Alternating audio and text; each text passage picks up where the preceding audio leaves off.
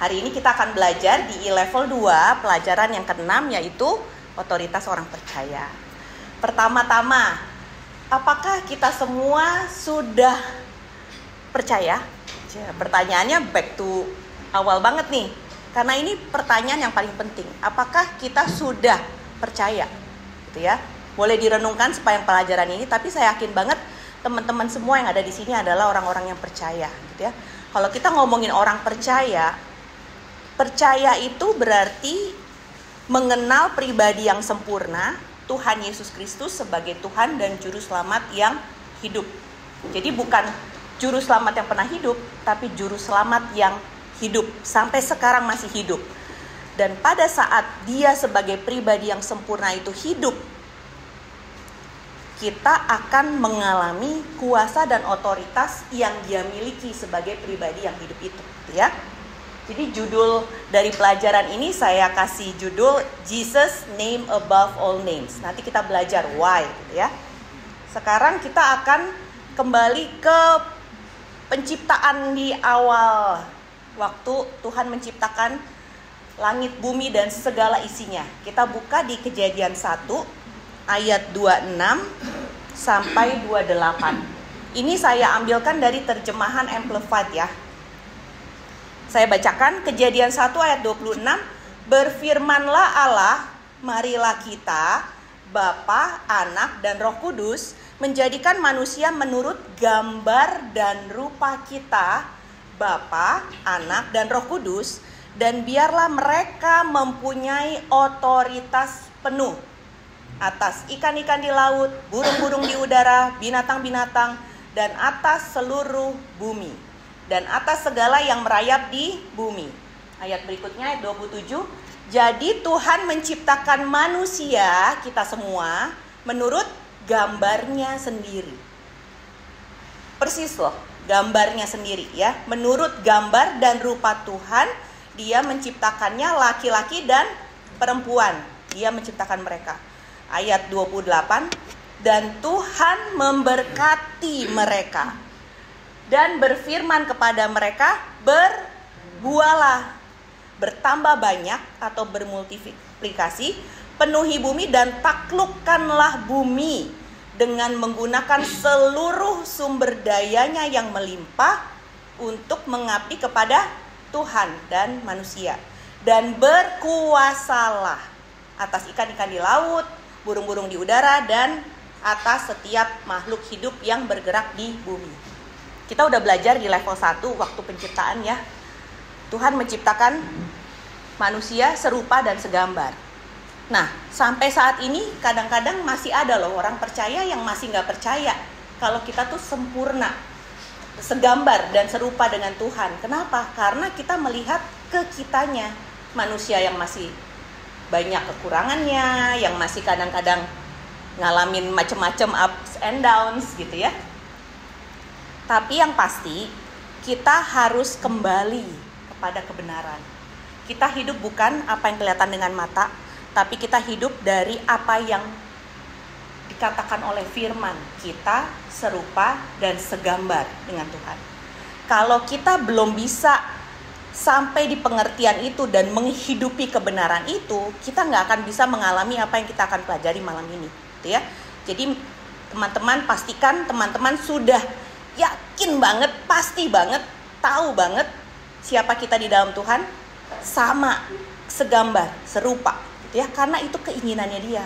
Bukan kita yang sok ikut-ikut mau pengen dong kayak Tuhan gitu kan. Ya itu memang akhirnya jadi keinginan kita, tapi sebenarnya itu keinginan dia dulu, supaya kita menjadi segambar serupa dengan dia. Kita pindah ke slide berikut. Ini jadi slide-nya judulnya The First Adam gitu ya. Manusia pertama namanya Adam. Jadi si manusia pertama yang bernama Adam ini diberikan kuasa atas bumi. Untuk ngapain? Mengelola dan menaklukkan. Seperti ayat yang tadi kita baca. Lalu dia diberikan tubuh fisik. Tubuh fisik ini supaya kelihatan gitu di bumi ya. Karena kalau enggak suara mengawang-awang doang gitu ya. Jadi ada tubuh fisiknya hadir, present di bumi, ngadepin ikan-ikan, binatang-binatang di darat, di laut, di udara gitu ya. untuk memerintah dan punya pengaruh di bumi. Jadi Adam waktu baru datang langsung sibuk loh dia kasih nama binatang. Nah binatang tuh banyak loh, kasih nama binatang. Saya ingat pelajaran biologi dulu ya, itu pakai bahasa Latinnya kan ngapalinnya.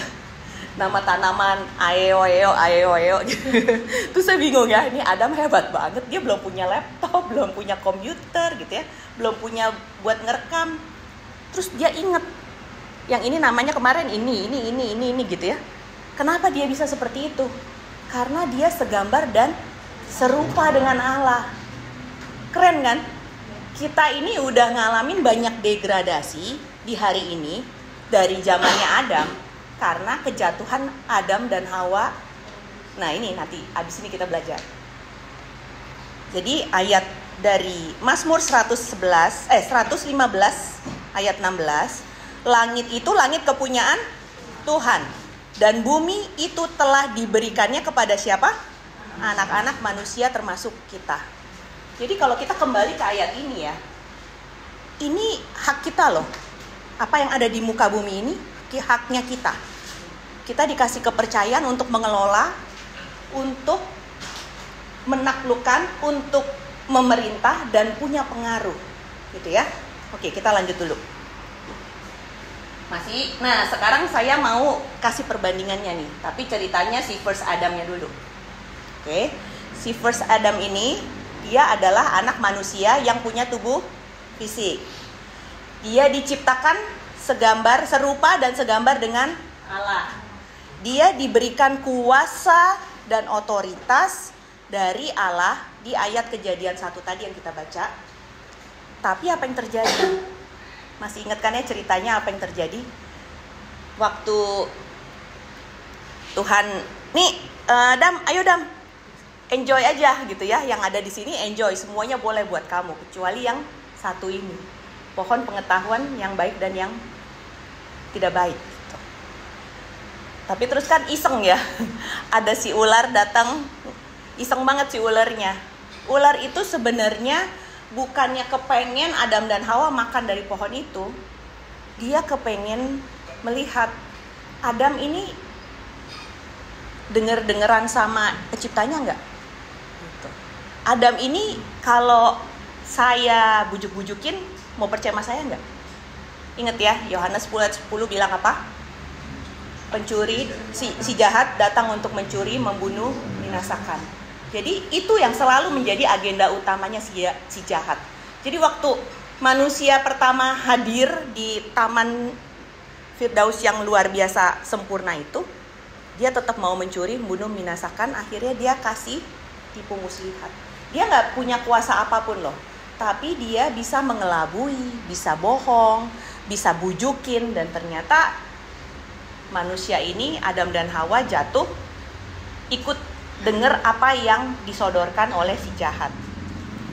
Pada saat akhirnya kayaknya nggak apa-apa lah, cobain aja lah gitu kan. Pada saat cobain, ternyata apa yang sudah diberikan kuasa dan otoritas untuk menaklukkan bumi ini mereka berikan kepada si jahat. Tuhan udah percayakan semuanya nih, semua bumi dan isinya. Nih Dam, kelola, taklukkan, kuasai gitu ya. Tapi ternyata pada saat dia pegang itu, dia dengerin yang sana bukan dengerin yang sini. Akhirnya pindah kuasa dan otoritasnya kepada si jahat. Jadi kenapa sekarang di muka bumi ada sakit penyakit, ada kegagalan, ada kemarahan, ada perang, ada kekecewaan sampai balas dendam gitu ya, kayak nggak ada habis-habisnya di pertikaian gitu. Karena ya itu, penguasanya sekarang udah beda, bukan penguasa Allah Bapa di surga, tapi sudah si jahat dari kerajaan yang berbeda. Jadi the first Adam jatuh, gagal karena dia sudah berdosa, dia tunduk kepada iblis, dia tidak taat kepada Allah. Ini saya sudah tambahkan ayat-ayat referensinya, nanti di rumah bisa dibaca lagi karena ini bagus banget gitu ya. Betapa kayanya segala sesuatu yang tertulis, tercatat di Alkitab itu tuh udah isi hati Tuhan semua, gubrak taruh di situ gitu ya, supaya kita tuh benar-benar bisa mengenal Dia di dalam kesempurnaannya yang Gak bisa, kata-kata tuh gak bisa menampung keajaiban dan kesempurnaannya itu. Jadi apa yang dilakukan the first Adam ini? Dia melepaskan kuasa dan otoritas, kasih ke si iblis. Ya. Jadi kalau saya dari sini ini ceritanya kerajaan Allah ya, ini kerajaan si iblis. Sehingga iblis yang berkuasa, dia menjadi Allah atau ilah di dunia ini. Sehingga semua keturunannya si manusia ini udah masuk ke keturunannya si jahat. Ada kutuk keturunan ya, kalau kita baca perjanjian lama ya, ngeri banget ya. Aku akan timpakan ini, keturunanmu akan terkutuk, apa segala itu tuh ngeri banget loh. Karena memang kuasa dan otoritasnya sudah diserahkan kepada si jahat. Jadi ya si jahat pasti ngerancangnya juga yang jahat-jahat gitu ya. Keturunannya semua itu pada saat masuk menjadi milik si iblis, apa yang akan mereka alami? Kematian. Karena si jahat datang untuk mencuri, membunuh, membinasakan. Tapi jangan tegang, jangan sedih, jangan takut, karena ada yang namanya The Last Adam. Nah, langsung ditampilkan semua karena ini paket lengkapnya untuk menjadi jawaban dari yang tertulis di sebelah kiri. Kalau the first Adam, dia datang dengan tubuh fisik sebagai seorang manusia. The last Adam, namanya Yesus, dia juga datang dalam bentuk manusia. Kalau kita lagi Natal, saya ingat waktu terakhir saya kesini, kita belajar sama-sama Firman jadi manusia, ya kan? Kalau lagi Natal kan kita nyanyi Firman jadi manusia. Itulah Yesus. Di Yohanes 1 ayat 1-3, Allah Firman menjadi manusia. Manusia punya tubuh fisik. Karena untuk segala sesuatu yang mau dilakukan Yesus di atas muka bumi ini, harus dia hadir dalam bentuk fisik. Karena yang diutus di awal gagal nih. Jadi harus datanglah Yesus dalam bentuk fisik. Dia 100% anak manusia, dia 100% Allah. Gitu ya. Dia diberikan kuasa dan otoritas juga dari Allah. Nanti bisa dibaca ayatnya Matius 28 ayat 18. Dia tidak berdosa. Satu-satunya manusia di muka bumi ini yang tidak pernah ada dosa setitik pun, namanya Yesus, the last Adam ya. Dan dia taat kepada Allah. Teman-teman ingat kisahnya waktu Yesus baru di launching nih, baru diutus pertama kali ya, waktu sudah cukup dewasa dan diutus untuk melakukan pekerjaan Bapa di muka bumi.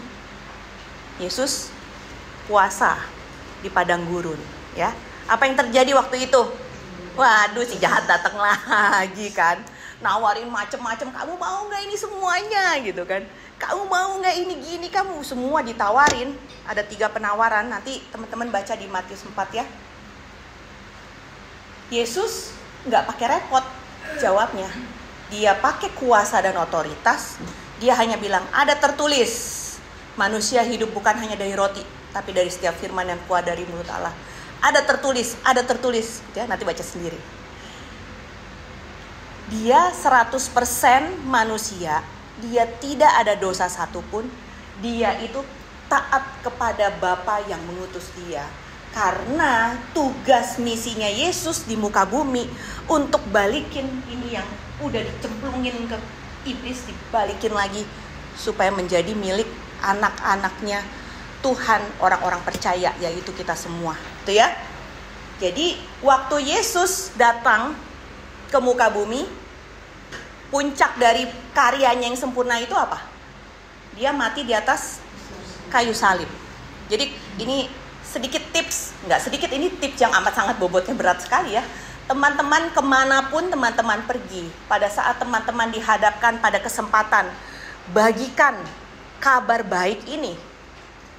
Kalau bingung ya, banyak banget kabar baiknya, banyak banget, ini waktunya cuma singkat. Misalnya papasan di jalanan yang buru-buru, yang harus kasih tahu kabar baik untuk seorang yang saudara temui gitu ya. Ingat satu, karya Yesus di atas kayu salib. Itu aja dulu. Karena nanti dari situ kita percaya siapapun yang membutuhkan kabar baik itu Tuhan akan terus datangkan orang-orang untuk menyampaikan itu. Tapi bagian kita pertama kali kalau kita mau bajak, yang paling pertama kabarkan karya Yesus di atas kayu salib. Waktu Yesus mati tergantung di atas kayu salib, ini saya gak akan pernah bosan untuk ngomong. Dia itu habis-habisan, ini di kayu salib dia hancur-hancuran. Gak ada lagi bentuknya sebagai manusia yang utuh yang tergantung di sana. Dia udah gak berbentuk manusia. Nanti teman-teman bisa baca ke Yesaya. Di situ Yesus tuh digambarkan sebagai pribadi yang udah buruk rupa banget, semuanya udah kacau balau karena dia menebus sakit penyakit kita, dan dia menebus kita supaya kita gak masuk ke dalam kerajaan yang membawa kematian, tapi dipindahkan ke kerajaannya yang mendatangkan kehidupan yang kekal. Waktu dia tergantung di sana, kita semua pasti akan bertanya-tanya, why mau ya kayak gitu ya? Karena kalau saya jadi Yesus nih, ini berandai-andai. Yesus itu 100% Tuhan kan? Ya udah deh, ancur-ancuran, tapi saya matiin nih semua rasa sakitnya. Bisa kan? Bisa aja loh, dia berkuasa loh. Jadi misalnya kalau saya gitu ya, gitu kan kesakitan, berlumuran darah dan keringat dan hancur, tapi saya nggak ngerasain sakit. Tapi dia lepaskan haknya dia sebagai Allah untuk tidak merasa sakit itu. Dia tetap rasakan sakit supaya dia bisa mengerti apa yang dilalui kita semua sebagai manusia. Jadi ya, waktu dia tergantung di sana, karena dia 100% Allah, dia nggak mati-mati. Dia nggak bisa mati karena Allah itu kan hidup, kehidupan. Kuasa kematian gak akan pernah bisa menghampiri dia. Sampai Yesus bilang, dia menggunakan kehendak bebasnya. Sampai dia bilang, Bapa, ke dalam tanganmu kuserahkan nyawaku. Baru dia pulang ke rumah Bapa di surga. Kalau dia gak pakai kehendak bebasnya itu, dia gak mati-mati sebagai manusia. Karena dia 100% Allah. Jadi apa yang terjadi waktu Yesus mati? Dia pergi ke kerajaan maut, dia rebut kembali kuasa dan otoritas yang sudah diberikan kepada iblis, dia ambil, dia rebut kembali. Sehingga waktu dia bangkit, itu menjadi bukti yang nyata, kemenangan ada di dalam nama Tuhan Yesus. Sehingga setiap kita orang yang percaya kepada dia, yang mengaku dengan mulut dan percaya dalam hati bahwa Yesus adalah Tuhan, kita akan dibenarkan, kita akan diselamatkan, kita akan ditebus, kita akan disembuhkan, kita akan dipulihkan, kita akan semua yang menjadi hak anak Allah itu dikembalikan ke kita. Sampai keturunannya menjadi anak Allah dan mengalami hidup yang kekal. Jadi waktu si Adam yang pertama, Adam jatuh dan gagal, Allah Bapa kirim anaknya yang tunggal, yang kita sebut the last Adam, Yesus, untuk mengkoreksi apa yang sudah dilakukan salah oleh si first Adam. Jadi itu panggilannya ya, the first Adam, si Adam yang manusia itu. The last Adam is Jesus yang mengkoreksi, melengkapi, menyempurnakan pekerjaan manusia waktu diutus pertama kali ke muka bumi. Nah, sekarang kita belajar tentang berikutnya the last Adam. Ini akan banyak sekali ayatnya. Oh, ketinggalan ya. Sorry, error. Ya udah ditampilkan semua. Teman-teman, ini bisa terlihat jelas apa kecil banget atau gimana? Nanti materinya dibagikan ya, supaya semua dapat kopinya. Saya bacakan di Yesaya 60 ayat 2. Bumi diliputi kegelapan, bangsa-bangsa ditutupi kekelaman, tetapi terang Tuhan terbit atasmu. Munya siapa? Adalah kita anak-anak Allah. Cahaya kehadirannya menjadi nyata di atasmu. Di 1 Petrus 2 ayat 9, tetapi kalian adalah bangsa yang terpilih, imam-imam yang melayani raja, bangsa yang kudus, khusus untuk Allah, umat Allah sendiri. Jadi kita udah gak di sana ya, tapi kita udah di sini. Allah memilih kalian, ini ambil dari terjemahan BIMK. Allah memilih kita dan memanggil kita keluar dari kegelapan untuk masuk ke dalam terangnya yang ajaib, yang gemilang. Dengan maksud supaya kalian menyebarkan berita tentang perbuatan-perbuatannya yang luar biasa. Stop dulu sampai di sini. Yang tadi saya kasih tips yang bobotnya berat banget itu. Tugas kita itu menyebarkan berita tentang perbuatannya yang luar biasa. Kemanapun kita pergi, kepada siapapun yang kita temui, tugas kita itu spread the good news, spread the goodness of God. Ya, kalau misalnya ini saya suka ingetin diri saya sendiri nih. Kalau misalnya lagi kesel gitu ya, kan bawaannya mau curhat ya sama orang ya. Bawaannya tuh pengen cari orang buat dengerin, luapin semua unek-unek gitu ya, terus lega gitu kan. Itu cara dunia. Kalau cara anak Allah, talk to men about God, talk to God about men. Jadi tahu ya arahnya ya. Kalau ngomongin orang, ngomonginnya ke Tuhan. Kalau ke orang, ngomongin Tuhan, ya. Talk to men about God, talk to God about men. Itu resep penting banget. Karena disitulah yang membedakan kita dari anak-anak dunia. Karena kita anak-anak Allah, kita anak-anak terang. Kalau anak-anak gelap, mungkin kayak gitu caranya. Itu yang langsung telepon, langsung chat, posting di Instagram gitu ya. Wah, pakai kayak kita tahu banget ini kayak lagi kesel sama orang tulis. Yang kita taruh di sosial media itu the goodness of God, kabar baik. Kalau kita ngalamin sesuatu yang gak enak, yang kita bagi kabar baik, firman yang mengobati itu.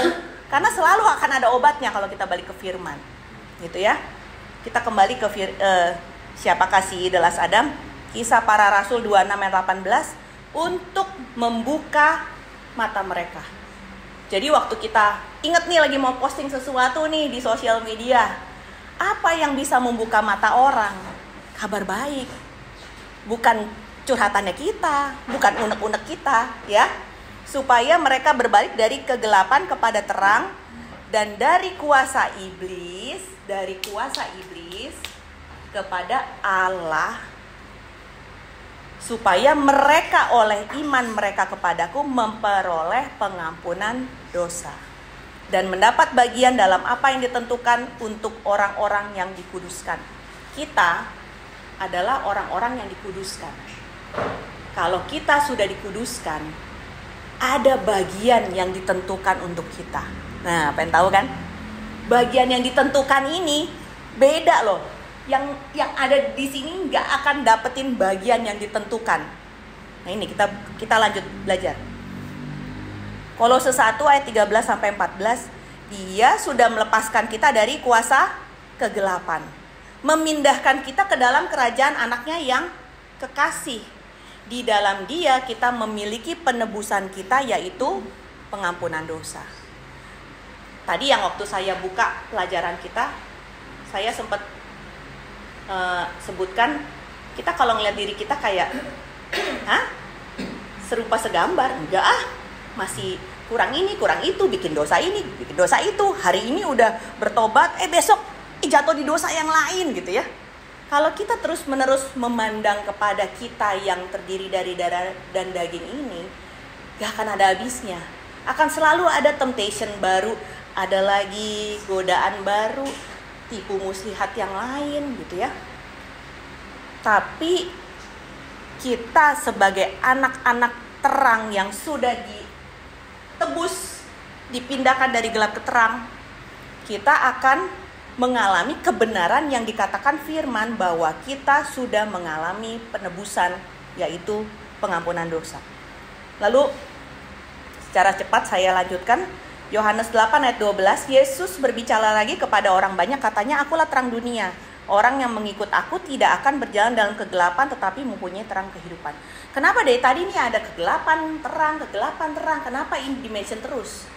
Karena kalau tetap ada di dalam kegelapan, kita nggak akan pernah tahu ada kuasa dan otoritas.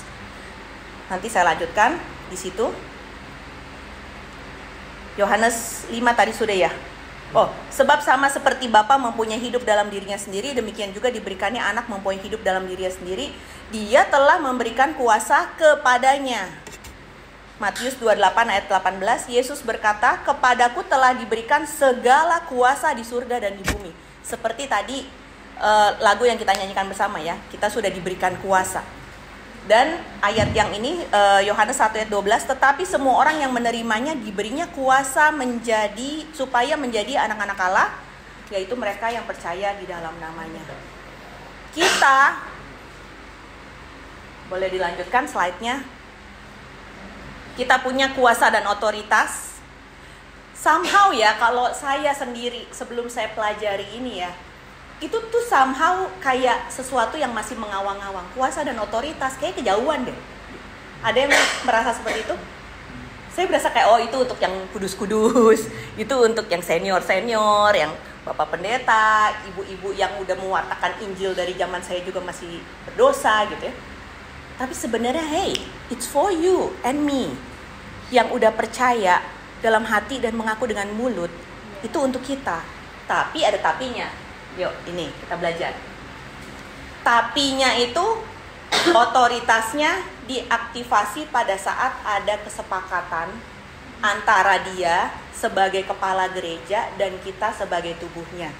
Otoritas bersama karena apa yang Yesus sudah kerjakan untuk kita yang percaya, kita bisa declare, kita bisa nyatakan di dalam nama Tuhan Yesus.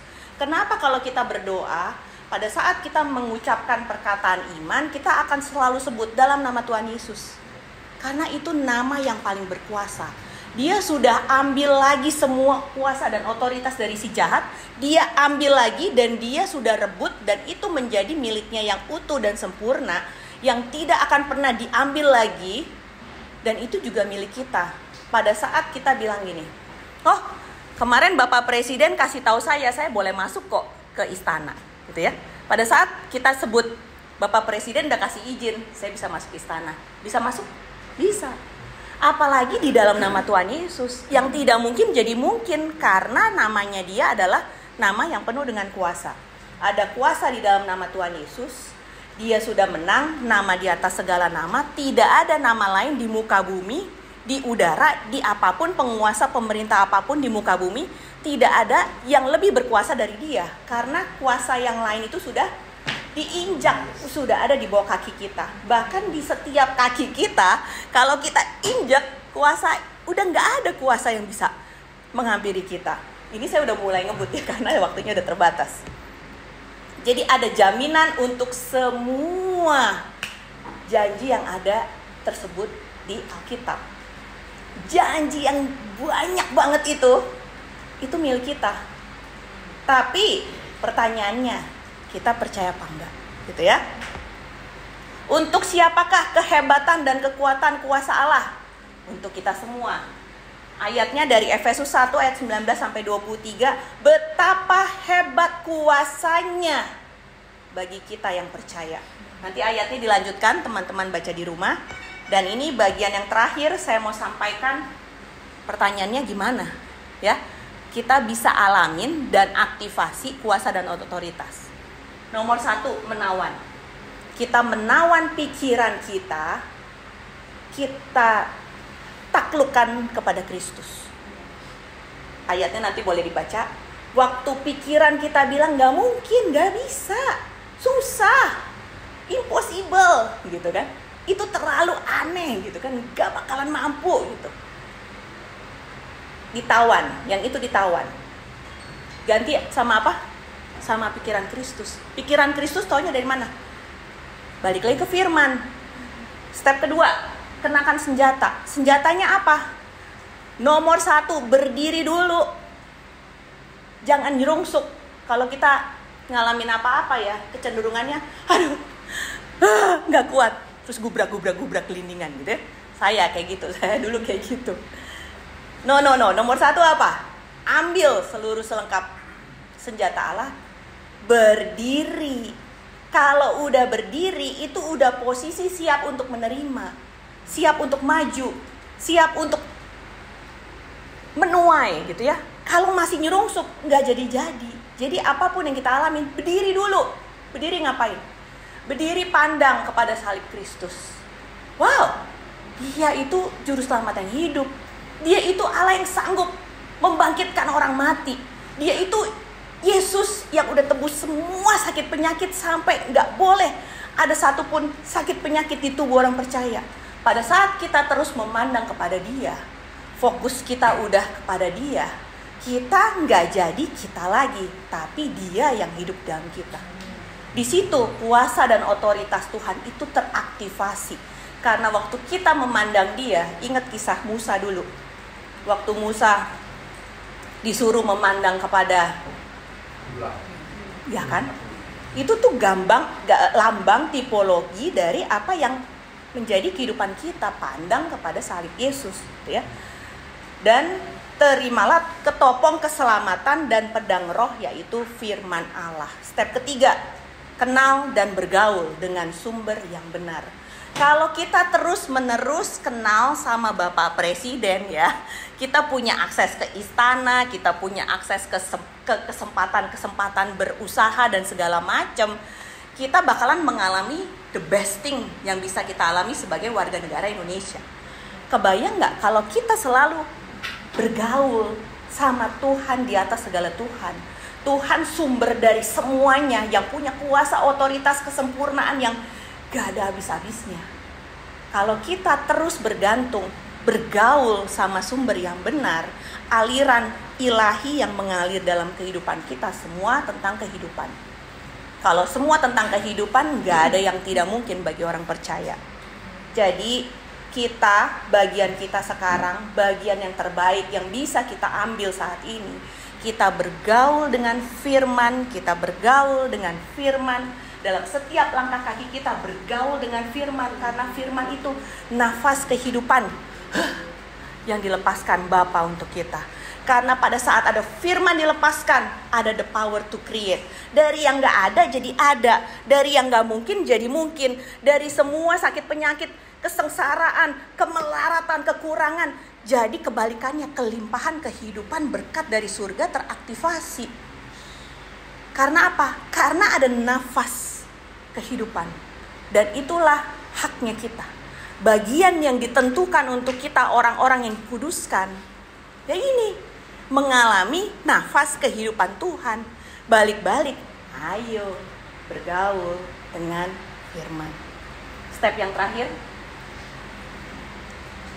tetap berdiri, percaya dan berani. Percaya dan berani. Percaya dan berani. Kalau kita udah percaya, kita anak Allah. Kalau kita percaya, kuasa dan otoritas udah punya kita, kita bakalan berani. Mau ada badai apapun yang menghalangi, kita akan tetap berani. Waduh, tapi sekarang saya nggak punya uang, di dompet aja nol nih, nggak ada apa-apanya nih. Apa yang ada padamu? Apa yang ada padamu? Firman. Terus orang gini, ya firman doang, tetap aja nggak ada uangnya, gitu kan? Apa yang ada di dalam hatimu? Nah, balikin lagi. Kalau di dalam hatimu tetap ada keraguan-raguan, ada ketakutan, ada emang bisa ya? Kayaknya cuma untuk orang lain, Tuhan kelupaan saya kali. No. Buang itu semua. Balik lagi ya, bergaul dengan firman. Balik lagi ke step bergaul akrab dengan firman. Sampai you know Allah sanggup mencukupkan semua kebutuhan kita menurut kekayaan dan kemuliaannya. Kalau masih belum percaya juga, ulangin terus itu firman, nafas kehidupan itu sampai masuk ke dalam segenap keberadaan kita, memenuhi semua hal-hal yang mati yang ada di dalam kita, sampai nafas kehidupan itu take over semua yang mati dalam kita. Percaya dan berani. Dan saya tutup dengan slide yang terakhir. Ini yang ada pada kita, tapi kita suka nggak tahu, kita suka lupa, ya. Ini gambar ini biar visualisasinya lebih gampang. Kita kenakan selengkap senjata Allah. Setiap pagi kita bangun, Tuhan, saya mau berdiri hari ini. Saya percaya dan berjalan dengan berani hari ini. Saya sudah pakai ketopong keselamatan. Saya pakai baju zirah keadilan. Saya akan selalu mengeluarkan doa. Ngomong doa ini berarti tetap connected with God gitu ya. Saya udah pakai ikat pinggang kebenaran. Saya pakai perisai iman. Jadi setiap keraguan, ketakutan, apapun yang lagi datang menghampiri dan menyerang saya, no. Gak ada artinya, karena iman saya kepada Tuhan kuat. Dan saya punya pedang roh, firman Tuhan sendiri, yang melepaskan nafas kehidupan. Kalau ngomongin pedang, kan kayak mau berperang ya. Yang mati harus mati. Yang pegang pedang, yang harus hidup dan menang. Karena kemenangan sudah ada di pihak kita. Waktu Yesus mati dan bangkit, kemenangan itu sudah menjadi milik Dia dan anak-anaknya yang percaya. Jadi waktu kita pegang pedang roh, kita sudah berdiri di atas kemenangan. Kalau kita masih belum tahu juga kita sudah berdiri di atas kemenangan, balik lagi yuk bergaul dengan firman. Kalau kita masih takut-takut, balik lagi yuk bergaul dengan firman. Pokoknya balik aja terus ke firman ya. Dan kasut kerelaan memberitakan Injil. Kasut kerelaan memberitakan kabar baik dengan full of joy. Memberitakan kebaikan Tuhan dengan full of joy. Sampai kalau misalnya kita ketemu orangnya belum kenal sama kita belum ngomong, tapi karena ada fullness of joy yang melimpah dalam kehidupan kita, mereka udah alamin loh, ini orang lain ya, pasti anaknya Tuhan, gitu loh. Tapi kita harus alamin pada saat kita sudah bergaul senantiasa setiap hari dengan firman, sampai kita boleh berjalan selalu dengan percaya dan berani. Haleluya. Kita sudah selesai, kita tutup dalam doa. Bapa, kami mengucap syukur karena kami adalah anak-anaknya Tuhan Yesus Kristus yang sudah menang, yang akan selalu membawa kami dari satu kemuliaan kepada kemuliaan yang lebih dahsyat, yang akan selalu menuntun kami dari satu kemenangan kepada kemenangan yang lebih dahsyat. Bukan karena kehebatan kami, tapi karena kuasa ilahi yang bekerja di dalam kami. Kami mengucap syukur Tuhan, kami adalah anak-anak orang-orang kudus-Mu yang sudah ditentukan bagian yang terbaik dari surga menjadi warisan yang terbaik bagi kami. Karena kami tahu ada banyak hal yang akan Tuhan percayakan kepada kami di muka bumi. Yang paling penting adalah to spread the good news and to spread the goodness of God untuk semua orang yang kami jumpai dalam kehidupan kami. Kami melepaskan berkat untuk anak-anak Tuhan sampai mereka boleh selalu mengalami pembaruan budi di setiap langkah kaki mereka. Mereka bergaul dengan amat sangat akrab dengan firman-Mu sampai mereka sungguh-sungguh mengalami kehidupan yang benar-benar hidup. Karena nafas kehidupan yang dilepaskan Allah melalui firman-Mu tidak akan pernah kembali dengan sia-sia. Kami akan tetap berdiri, kami akan tetap percaya, kami akan tetap berjalan dengan berani. Karena kami tahu kami disertai Tuhan Allah Immanuel yang tidak akan pernah gagal, yang tidak akan pernah lepas dari janji-Mu untuk setiap kami. Kami akan mengalami kepenuhan Kristus yang sempurna di setiap langkah kaki kami. Terima kasih Tuhan, kami mengucap syukur, kami perkatakan victory in the name of Jesus untuk kami semua malam hari ini dan seterusnya. Mari kita semua yang percaya kita katakan amin. Haleluya. Apakah ada pertanyaan?